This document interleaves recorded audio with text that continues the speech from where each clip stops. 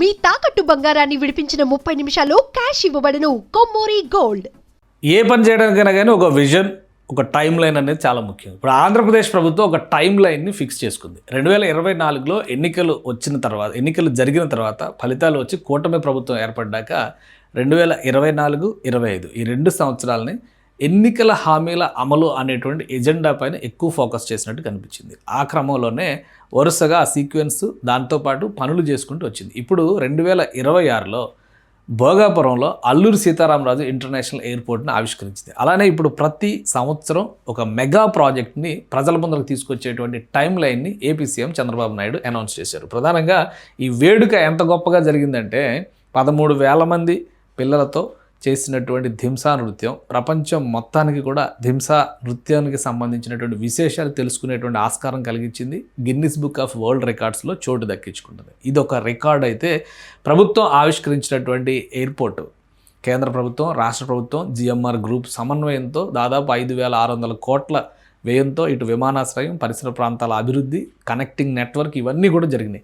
So వీటన్నిటిని ఒక అద్భుతమైనటువంటి మధురానుభూతిగా మలిచేటువంటి ప్రక్రియలాగా మనం ఈ కార్యక్రమాన్ని చూస్తాము. ఆ క్రమంలోనే రాష్ట్ర ముఖ్యమంత్రి చంద్రబాబు నాయుడు ఒక ప్రకటన చేశారు. 2026 భోగాపురం అయితే భోగాపురం నుంచి మరొక మాట ఇచ్చారు. 2027 Polavaram, 2028 Amaravati.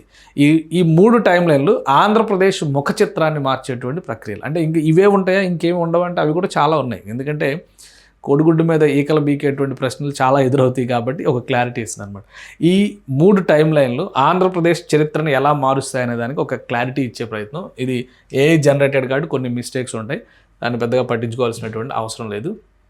3 giant steps Andhra Pradesh plan చేసినటువంటి 3 జైంట్ స్టెప్స్. ఒకటి, భోగాపురంలో అల్లూరి సీతారామరాజు ఇంటర్నేషనల్ ఎయిర్పోర్ట్ ప్రారంభోత్సవం జరిగిపోయింది.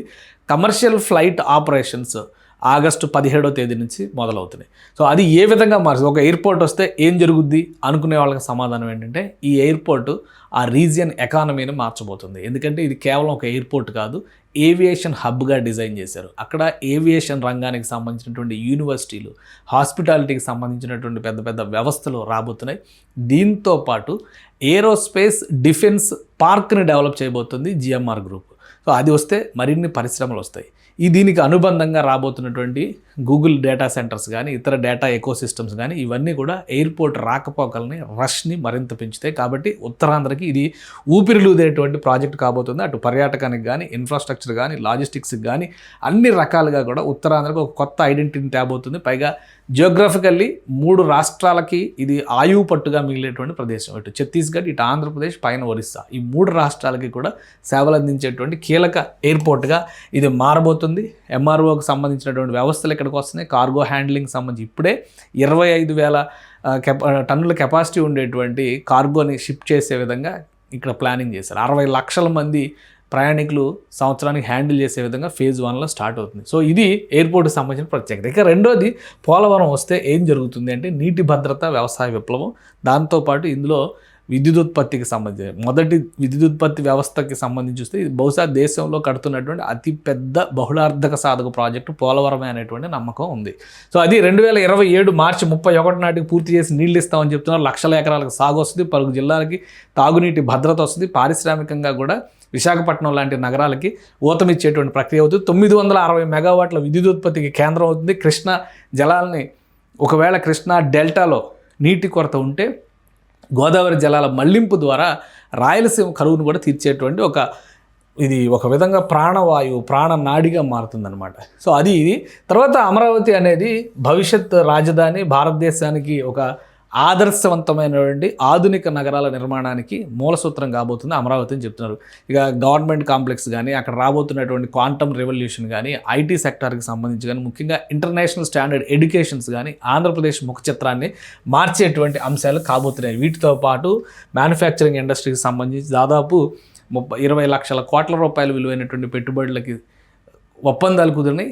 ఈ యాక్టివిటీ అంతా కూడా ఏపీలో రాబోతుంది. సో ఇవన్నీ వస్తే కనుక ఆంధ్రప్రదేశ్ ముఖ చిత్రమే మారిపోతుంది. అందుకనే 2026, 2027, 2028 ఈ 3 సంవత్సరాలు ఆంధ్రప్రదేశ్ భవిష్యత్తుకి పునాది రాళ్ళ లాంటి సంవత్సరాలు అవుతాయి. రాబోయేటువంటి రోజుల్లో కేవలం ఒక ధింసా నృత్యం ద్వారా సాగించినటువంటి ఈ రికార్డు మాత్రమే కాదు, రాబోయేటువంటి రోజుల్లో ఆంధ్రప్రదేశ్కి అన్నపూర్ణ అనేటువంటి పేరుని మరోసారి రీడిజైన్ చేసేటువంటి క్రమంలో ఒక పారిశ్రామిక హబ్గా, గ్రోత్ పాయింట్గా, గ్రోత్ సెంటర్గా డిజైన్ చేయడానికి ఆంధ్రప్రదేశ్కి ఈ 3 ప్రాజెక్టులు కూడా కీలకమైనటువంటి ప్రాజెక్టులు కాబోతున్నాయి.